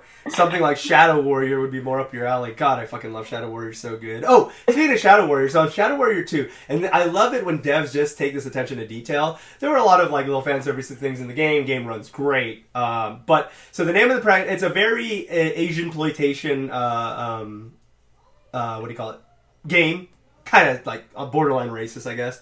But Shadow Warrior 2 is a lot of fun, and what it does is if you have an RGB keyboard, like the one I have right over there, what it did is in the programming with certain keyboards that are compatible, probably like Razer and whatever the fuck else, it would actually highlight in one of the modes, if you turned it on the options, it would highlight WANG, which is the name of the fucking main character, Wang, Nice. and it would actually highlight those keys specifically as like, so it would stand out when you actually, like, you know, just little stuff like that, and the fact that they... What a great use of programmer resources. Yeah. The fact that a smaller studio like that is doing shit like this, and fucking big studios like Bethesda and fucking, who the fuck made Anthem? Bungie? Oh, BioWare. BioWare can't even fucking get their shit together. It's just fucking crazy. This studio of like, you know what I mean? It's just crazy. Oh yeah, Shadow Warrior is good. So yeah, violence is good too in video games. That's fun. Nioh 2, the producer Fumihiko Yasuda mentioning that the game took him, when he was kind of like playtesting it, about 50 hours, and that's kind of knowing what to do. So for most people, or if it's your first step into Nioh or Souls-like, probably take you about 80 plus hours or so to beat. So a lot of good content. Nioh 1 was also pretty long, so there's that. A lot of people hail it as the best Souls-like on the market, but it isn't for everybody. There are a lot of people who also aren't too crazy about it. But Nioh 2, pretty popular, and one thing that Nioh 1 did a lot of good is they really listened to their fan feedback. Yeah. When the few demos or beta testing codes came out, or demos came out, they really listened to the feedback into the final game. Even once the final game came out, as everyone had gripes, they would see where the majority of gripes were lying in and update and patch the game pretty constantly. So I just wish more games did that. It would just be a lot, nice to see. So hopefully they keep that kind of support with Nioh 2. Now, we mentioned Anthem earlier. Anthem, John talked about it a little bit. An update came out at the end of January that fixed some bugs that were going on in the game, because some people still play it, apparently, but didn't even bother to take down the Christmas decorations, which a lot of people who are still playing it, the few people that are still playing it claim that that's very much a metaphor for how many fucks are given in the way the game's been supported lately, with the roadmap being delayed indefinitely, and just the fact that just so sloppy to just not even, really, you couldn't even be fucked to take away the Christmas decorations. You're just like, whatever, let's go into February with this fucking event stuff still out. The event's done. The decorations are just still up. Yeah, that's the divorced dad thing. You know, you can't be arsed to do anything so simple. Yeah, it's really, I can't really believe people weird. are still playing. Yeah, no, they added time trial races with the latest update. Okay, cool. Yeah. That's what I'm going to do. Waste more time in Anthem. It's great. Team Ninja has said that they really want to work on a new IP for the PS5. Team Ninja, of course, makes Nioh as well as the Ninja Gaiden games, as well as Dead or Alive. But, of course, it sounds like they, of course, have to go through PlayStation and Sony to get, thumbs up on that. So that's just their public way to say, hey, Sony, hit us up for some, first-party shit or some exclusive third-party stuff, whatever you guys want to do. Now, the important news, this is the only thing I give a fuck about. This is the only reason we did a podcast today, is I wanted to talk about, we talked about last time, it's kind of funny. So last time I mentioned how much Wonderful 101's great, and I wanted to play it again, and how it's good, needs to come to Switch. And Platinum was teasing something, and I wanted to be more than a cock tease. Well, the next day, Josh sent me a link to the final open announcement that Kickstarter is up for it. It met its goal within a very short matter of time. They're currently they asked for $50,000 because they didn't want to ask for much because it's already a finished game that they would just have to make port tweaks for, remove some of the gamepad exclusive bullshit, and translate it better to Switch. But yeah, so they asked for $50,000. It stands at well over $1 million within a day, and had since then a full month to go. So it is like way up there. I forgot. I'm actually search what the actual goal is right now, but I am so happy. That is a game. That is one of my most favorite games that literally no one I know really played, and even less people I know even heard about. So I am so glad for it to see a second win. And the way they went about it that's so great is Nintendo obviously didn't really want to fund it, so they went independent. They got the Kickstarter thing. They went to the fans who want to bring this to light. And as a bonus, for other people who may not be Nintendo people or play it on Switch, they went ahead and did a couple of stretch goals. One of the first ones being on Steam, so now PC people get to enjoy the glory that is Wonderful 101. And then PS4 as well. So PS4 version will be coming, and that is great to see it on these other things to get more exposure. Nice. Even though the Switch is like fucking amazing and doing so well in sales right now. Side note to that, 30% of people who own a Switch already have at least one secondary one as a Switch Lite, so there's that. They're at 1.5 million out of their 50,000 original goal and 25 days left. So they crushed it, and there's a go to there. I would like the $150 tier, I think. Yeah, that was $150 tier, so I get a bunch of bullshit. One of the best tiers, of course, being if you do it above, I forgot what tier. One of the prizes is to be blocked on Twitter by Hideki Kamiya, who is notorious for blocking pretty much anybody who pisses him off on there. Really? It is now a prize tier. You get to be blocked by the infamous Hideki Kamiya, which you don't, of course, they do say in the terms. You don't have to, though, but it'd be funny. His Twitter is exclusively in Japanese, and he has a specific rule for people not to tweet at him in English or they will be blocked. So unless you're a Japanese guy and you give a fuck about the weird models that he posts, like creepy photos of models that he posts or rants in Japanese, it's a fun tier just to say you got blocked by him. Yeah. They are shooting for a very nice 1080 60 frames per second goal, as it should hit that target pretty easily. The technical spec goals are as follows. On Switch, in portable, they want it to run at 720 60 frames. Dock, they want it to run at 1080 60 frames. PlayStation 4, they want it to run at 1080 60, and on the Pro at 2K 60 frames. On Steam, they want it to be able to run at 1080p 60 frames, along with wide monitor support to get the most out of the game. So they are going to be doing graphical upgrades to it, tweaks, as well as other performance things. So it's really, really fun. They have a targeted current goal, no official release date, but targeted goal of April. So not that far out for Wonderful 101 to make its comeback. And prizes will be, and the physical goods will be shipped in November is the goal. As per Kickstarter, could get delayed, but they have a really badass jacket that you can get on a certain tier, vinyls. They get a little cool keychain that has Wonder Red's pendant and stuff like that. So a lot of fun stuff. Cool. That was a lot of shit because Wonderful 101's awesome. Right, so the final topic before we get into it. Oh, right, so we did, if you want to write in, you can write us at disconnectedcastmail@gmail.com. Once again, that's disconnectedcastmail@gmail.com. And your letter might sound a little something like this guy. Matt writes in. It's a really long fucking email, so let's see if I can get through this shit. Dope. Last time we talked about where the blame lies in the industry's downfall. Is it people not being able to have a backbone to stand up against the industry? Is it the industry streamrolling regardless? Who's at fault? Yada, yada, yada.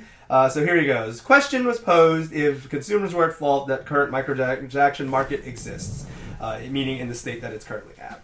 First, fault or blame is kind of irrelevant. Fault and blame carry too much stigma. Cause and effect is more rational. Remember, before DLC or microtransactions came to be, we had pre-orders on video games. This is where it all started, and even started successful companies like GameStop. That's a very past tense thing, successful of a company that's like actually just a corpse. But yeah, sure, GameStop was successful at one point. And where you kind of cross-reference into a different subject, and where you get off topic a bit with No Man's Sky and the like, these are subject to new technology and not DLC or microtransaction. Also, dev teams are hard to blame for these shortcomings. This is the publisher over-pressuring the dev teams. I don't know. It kind of just looks like he's just saying what we said, but rephrasing it as an opposing point. But what's his argument? I don't know. He seems to be agreeing with us, but saying that we're wrong. I agree. Right, so there's like another with 3 that. pages of this, so let me just You're right, but I'm writer. Kind of. That seems to be the tone here, because he even goes into talking about Fallout 76, and then Bethesda... let's see. Even the garbage that was Fallout 76 was/is, the development is nowhere near close for Bethesda Studios. However, Bethesda, Softworks, and ZeniMax forced the release of an incomplete game. That's what I said. Yeah. And? Todd Howard is just a scapegoat. Okay, that's a bit of an opposing point, using Todd Howard as just a scapegoat. I mean, Todd Howard is in charge, so I don't... He is the face of Bethesda. and the lead of the studio, so... And 5'11". He's not just a scapegoat, but the one who deserves to be. I mean, are we supposed to blame Greg and that's the thing, right? In fucking exactly QA, like, or any of the testers. Yeah. But anyways, damn it, Greg. So to John's point, for those who don't know that joke, Todd Howard filed himself claimed as 5'11", but when he was standing next to Hideo Kojima, who is 5'7" confirmed, he was way shorter than him. So that shit was hilarious. Todd Howard, known liar. Just to EA is notorious for forcing incomplete projects. I don't know. What? No Man's Sky is going to pave the way for problems, but it was handled in the same way where it's corrected for free. But the other ones aren't being corrected for free. Was it caused by consumers into buying things? Absolutely. Was it wrong? Hard to say. What's your point, he's Matt, we're glad you agree. So the main topic... thank you for writing in. Thanks for writing in. The main topic, if you want us to be a dickhead on the next episode with your email, remember, that's disconnectedcastmail@gmail.com. Once again, disconnectedcastmail@gmail.com. The main topic is, what is worse, if there is a difference between the two, what is worse, implied perversion versus straight up perversion. So here's what we're going to go as 2 topics. You have blatant, like just straight up by intention, like DOA, where you can adjust the age to make the tits jiggle more and all stuff. Like just go in, go ham. It is what it is. The other way is implied. Now, there was the reason this question sparked was a very interesting topic where there was some VR game that came out a while back on PS4 called like Summer Something or whatever, and you basically played as a tutor to this like 13-year-old girl. Ooh. And so here's the thing, right? It was a whole shit show on NeoGAF, Reddit, and whatever, where there were 2 schools of thoughts. That there is implied that there is racism, that there is implied sexuality, and although nothing in the game ever happens that is overtly sexual, you get really close, the girl kind of giggles, like really kind of like weird, like the weird tutor. If the tutor was having this interaction with my daughter, I'd be like a little creeped out. Yeah, right. There's a part where she pulls out her phone and shows you photos of her and her friends at the beach. Why is she showing her tutor this? Stuff like that. But again, you kind of lean in real close based on the VR view. You're getting like right up on her shoulder and looking at her work and shit like that. A lot of implied stuff. Then you have the other people who are like, no, it's completely innocent. Your corrupt minds are the ones that are making this. Pat made a really good point where the game itself is not entirely an overtly sexual thing. It really isn't. There's nothing in there that solidifies any type of weird pedophilia or creepiness.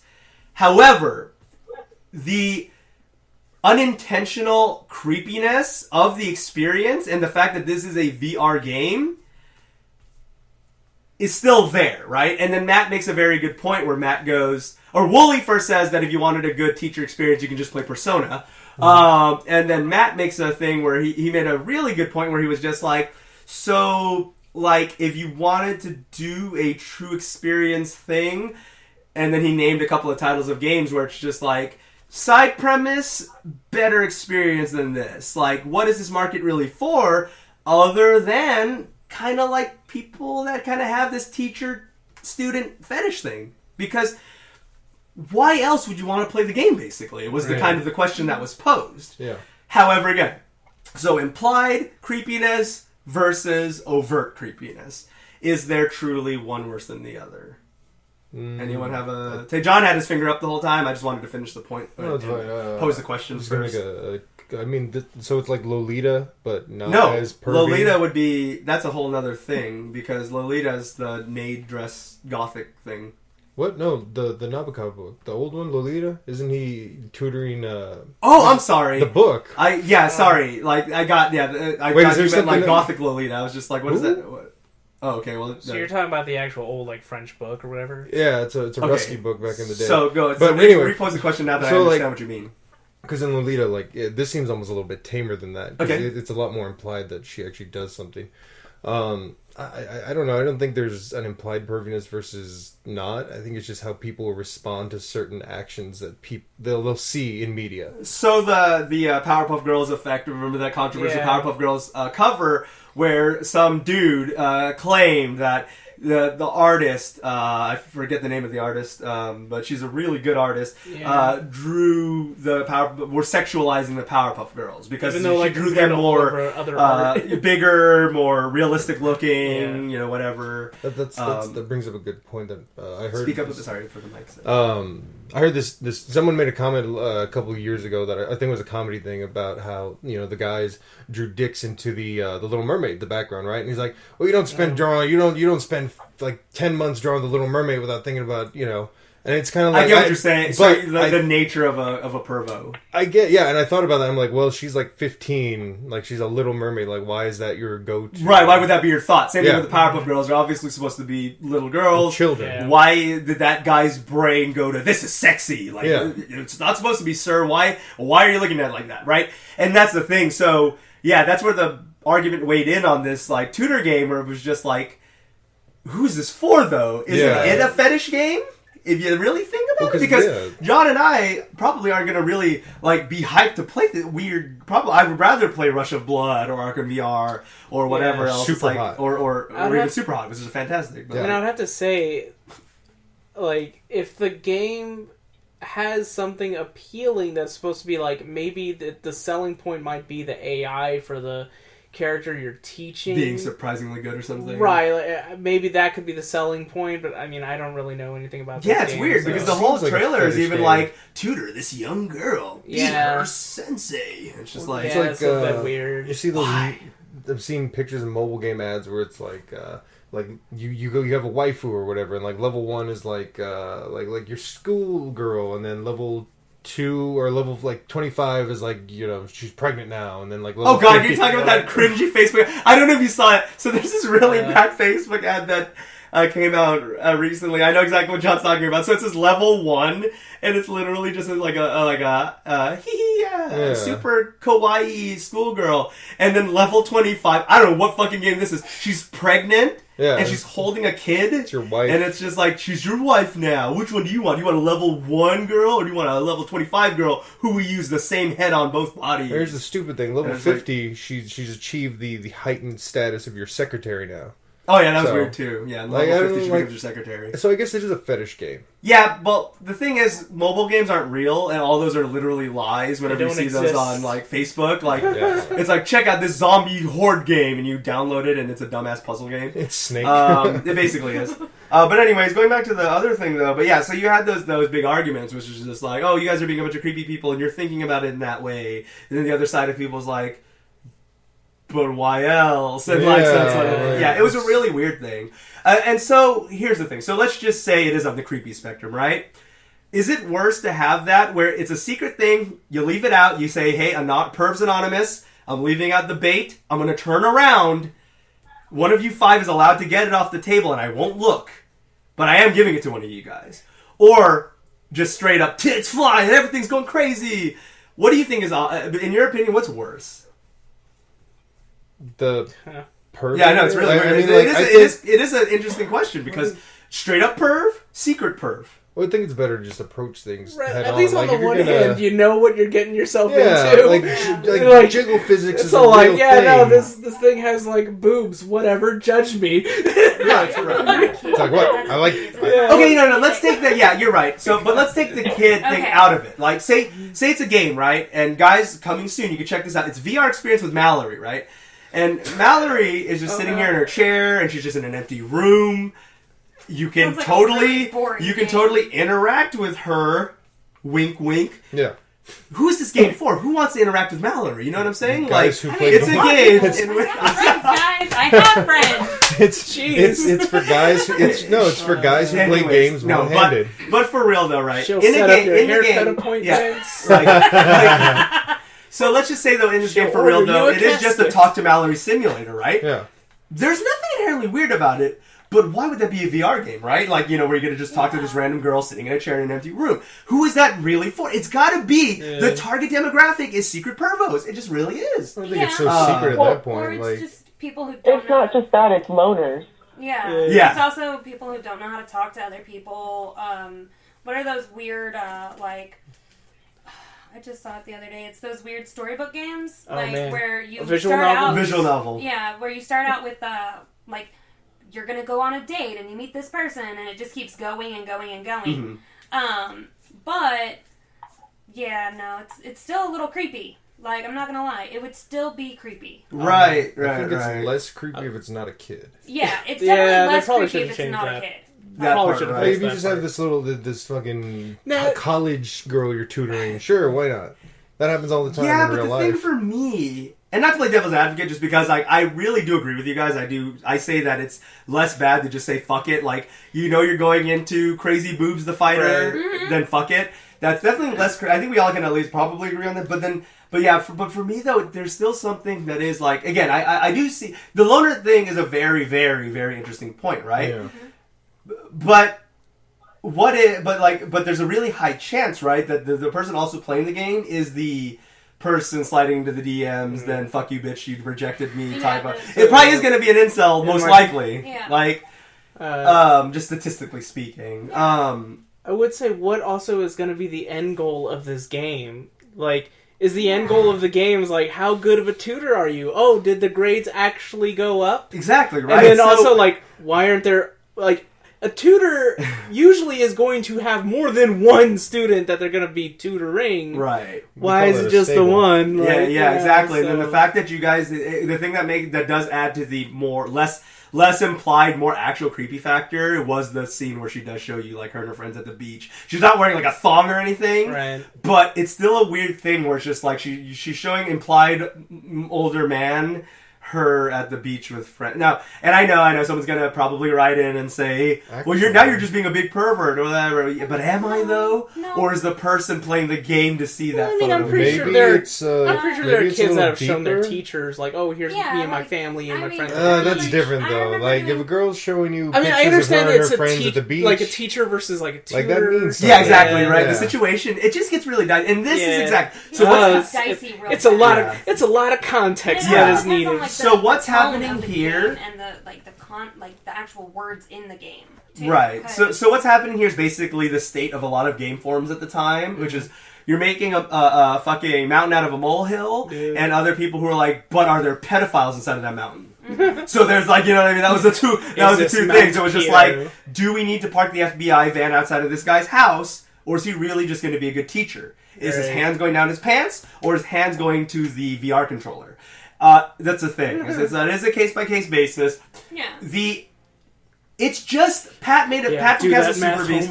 Yeah, Pat from Castle Super Beast just made a really good point where he was just like, the chances of it being used as an innocent experience is got to be low, because who that isn't a pervert, other than loners, which also could be loner perverts, is gonna want this game. Like, you could sidetrack yourself with like Shadow Warrior 2, where you're running around with a fucking pistol in one hand and a katana in the other, literally chopping people's heads off. To me, that's a better distraction for someone who's lonely than pretend to make a friend simulator with a little girl. It's just hard to justify to me. I would really like to hear a very well-constructed counter-argument to truly fighting the pedophiles out of the room, that someone would really want to play this game without the devs in the background thinking, like, this is gonna be for that guy. Lonely Joe Jackoff is gonna probably play this game. Lonely Joe Jackoff. That's my new band name. Yeah. Now, it's just hard to just this now makes me wonder, can VR dating sims be used to help incels? I feel like this would have the opposite effect in like Yeah, they would probably just this is I don't know like, about creative, but they would probably just be like stuck in there. It'll be like, you know, like Barclay or Jordy in Next Generation. They never wanted to leave the fucking holodeck for a while. The idea of Jordy being a known incel is just hilarious to me. Like, I don't know why. He's constantly playing waifu simulator in his glasses. No, it's like actually CP really on the bad. visor. Like, there's like 2 episodes where he was really bad about that, which really sucks. Like the writing for Next Generation really screws over Jordy a lot. That sucks. But it was also hypocritical when there was the episode with Barclay, and even Jordy's trying to give him shit. But later on, is all like, "Hey man, I know what it's like to get lost in the holodeck." Like, oh god. Yeah, no, it's creepy because he makes an AI version of this girl that he like has a crush on but doesn't even really know. Mm-hmm. So he falls in love with the simulation version of her. Oh man! And then meets the real one.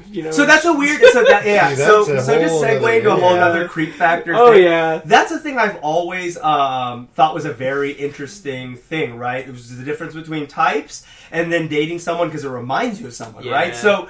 So I had a conversation with a friend where I was just like, oh, for those listening in the podcast episode, this is going to be in there, but we're done already, so if you guys are like, when the fuck can I click off, we're just going to go on a totally different, like, road real quick.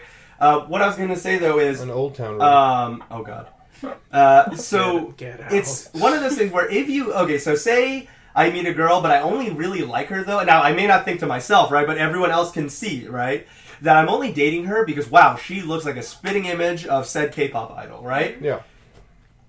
Isn't that a little weird, though? Because, like, I probably only really like her because I'm probably unconsciously fantasizing that I'm dating this idol, right? So I also recently had a discussion like this. Okay, go ahead. Because, redhead, that's my thing. Right, yeah. That is your thing. So sometimes it's a type thing. Yeah, I don't exclusively date redheads, but it's just... And you're not only doing it because it reminds you of an ex you had 12 exes ago. No, someone did bring that up, though.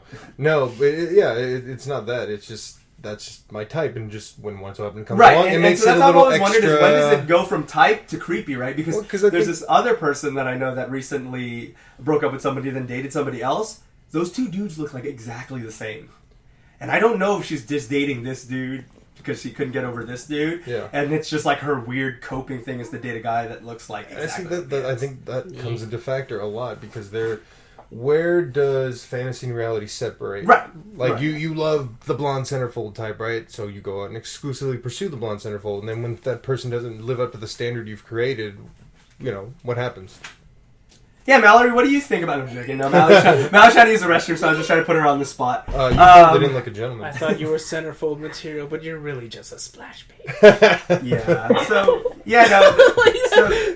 That's a good one, It would be John. so weird. Like, somebody's, like, fucking standards are through, like, magazine layouts. But I mean, going back to the incels. Yeah, that's. I feel like they took, what was it, 40-Year-Old Virgin? They put the pussy on the pedestal. And then they just like. And let's go into it because I've talked to Josh about this before, where I go like, the phrase that I see on the internet a bit, and it really just like I don't get like where's this mindset from is when they go, and it's a very incel line where they go, if you give me a chance, I will be the best boyfriend you could possibly have. How do you know that? Yeah, what does that mean? What's your comparison? Oh my god. Yeah, what's your metric? Amyra, okay. Oh yeah. This